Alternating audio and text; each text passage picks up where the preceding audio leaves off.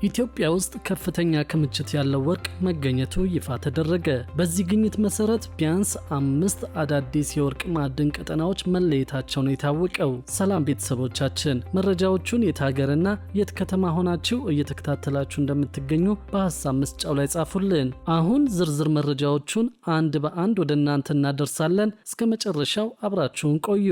ኢትዮጵያ ውስጥ ከፍተኛ ክምችት ያለው ወርቅ መገኘቱ ይፋ ተደረገ። በዚህ ግኝት መሰረት ቢያንስ 5 አዳዲስ የወርቅ ማዕድን ቀጠናዎች መለየታቸውን የታወቀው መቀመጫውን በካናዳ ያደረገውና በኢትዮጵያ የወርቅ ማዕድን ማውጫዎችን በባለቤትነት የሚያስተዳድረው ኦላያድ ጎልድ በምዕራብ ኢትዮጵያ ኩርሙክ ባደረገው አዲስ ቁፋሮ ቢያንስ 5 አዳዲስ የወርቅ ማዕድን ቀጠናዎችን ማግኘቱን አስታወቀ።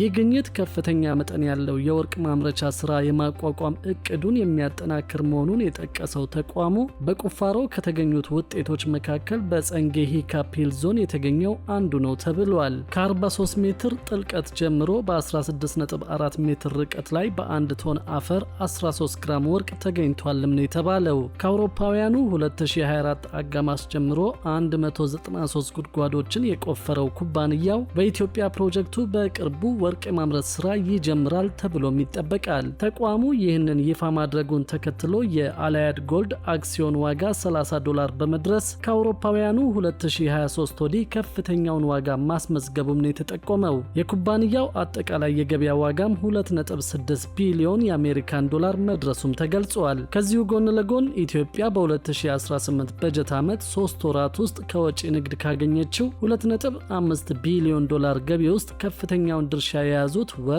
ቡናና አበባ መሆናቸውን የፕላንና ልማት ሚኒስትሯ ዶክተር ፍጹም አሰፋ ተናገሩ። በዚህ ጊዜ ውስጥ ሀገሪቱ ከወርቅ ሽያጭ ብቻ ያገኘችው ገቢ 1.2 ቢሊዮን ዶላር እንደሆነ ሚኒስትሯ ገልጸዋል። መንግስት ባለፉት 3 ወራት ወደ ውጭ ከሚላኩ ሸቀጦች ለማግኘት አቅዶ ከነበረው ገቢ ከ100% በላይ ማሳካት መቻሉን ገልጸዋል። ኢትዮጵያ በበጀት ዓመቱ የመጀመሪያዎቹ 3 ወራት ከዚህ ዘርፍ ለማግኘት አቅዳ የነበረው የገንዘብ መጠን 2.1 ቢሊዮን ዶላር ነበር። ከእቅድ በላይ 117 በመቶ ስኬት የተመዘገበበት እንደሆነ በተገለጸው የወጪ ንግድ ዘርፍ ከፍተኛውን የገቢ ድርሻ የያዙት ወርቅና ቡና ናቸው። ባለፉት ወራት በዓለም ገበያ ያለው የሁለቱ ሸቀጦች የመሸጫ ዋጋ ከፍተኛ ጭማሪ ታይቶበታል። በተመሳሳይ መልኩ በመገባደድ ላይ ባለው የፈረንጆቹ 2025 ዓመት የወርቅ ዋጋ በ40 በመቶ ጭማሪ ማሳየቱን ጎልድማን ሳክስ የተባለው የኢንቨስትመንት ባንክ በቅርቡ ያወጣው መረጃ ያሳያል። ባንኩ የወርቅ ዋጋ በመጪዎቹ